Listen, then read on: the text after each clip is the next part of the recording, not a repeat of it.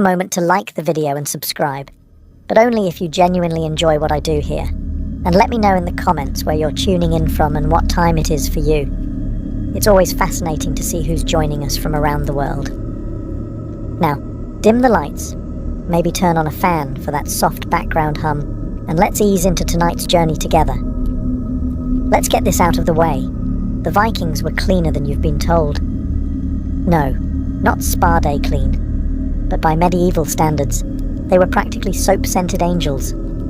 While much of Europe was busy pretending bathing was a sin or just inconvenient, the Norse were over there scrubbing themselves weekly, using actual soap made from animal fat and ash.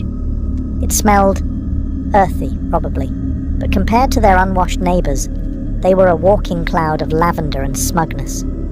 They combed their hair, trimmed their beards, filed their nails, and even carried grooming kits made from bone and iron. Imagine pulling up to a longhouse date with a carved comb, neat braids, and fresh breath, in an era where most people still had hay in their armpits. English monks noticed this disturbing hygiene trend and recorded it bitterly.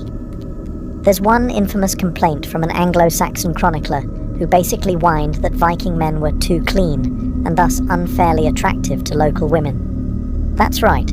Their official explanation for Viking success with the ladies was soap-based cheating. The monks weren't wrong. In a world that smelled like a compost bin, the guy who bathed once a week and knew how to braid his hair was basically a sex god. But this wasn't just vanity. In Viking society, personal hygiene had status. If you were a free man, you were expected to look like one, and that meant grooming. If you were unkempt, people assumed you were poor, enslaved, or worse, a lazy layabout who couldn't even comb out a single lice egg for his woman. Cleanliness also had ritual significance. Before feasts, before battles, before bedroom adventures, you washed. It wasn't just about removing dirt. It was about preparing yourself to be presentable to gods, ancestors, or your extremely discerning longhouse crush. If you think Viking romance was just grunting and dragging someone into a longhouse by their braid, think again. These were not just bloodthirsty raiders. They were also deeply sensitive, metaphor-loving weirdos who expressed love through poetry, and sometimes mild threats. Vikings had an entire tradition of skaldic poetry, a type of verse so dense with metaphor it makes Shakespeare look like a grocery list. And yes, they used it to flirt.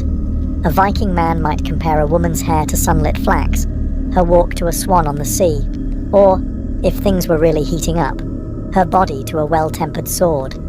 That's not a pickup line. That's cultural seduction. If your poem didn't come with at least 3 obscure nature references, you were doing it wrong. But it wasn't all flowers and fjords.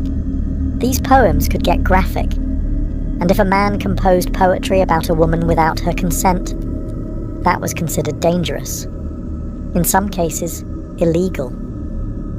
There's an actual law in the medieval Icelandic Gragas Code that banned men from writing enid, defamatory or obscene poetry. If a man implied a woman had been sexually available when she hadn't, that could result in exile or even death. So yes, in Viking society, writing a dirty limerick about someone's daughter could lead to legal consequences and a duel. Women, by the way, didn't just stand there blushing. They were fully capable of composing biting verse in return. If a man's poem was lame, crude, or lazy, she might humiliate him publicly with a retort so scathing that entire families would avoid eye contact at feasts for generations. In one saga, a woman rebukes a man's advance with such poetic finesse that he leaves, humiliated, and joins a monastery. That's right. She flirted so hard in reverse, he found God. So while Vikings carried swords and axes, the real weapon in matters of the heart, poetry, loaded with metaphors, laced with bragging, and legally actionable if you got too confident. Let's not kid ourselves. Viking romance wasn't exactly built on rose petals and candlelight. It was more like, your father has 3 goats, I have a strong back, let's make a legally binding agreement. Consent existed, yes, but it had to elbow its way through a crowd of dowries, alliances, and extended family members who all had opinions. Here's how it usually worked. A man decided he wanted to marry. He didn't go serenading his beloved under the stars.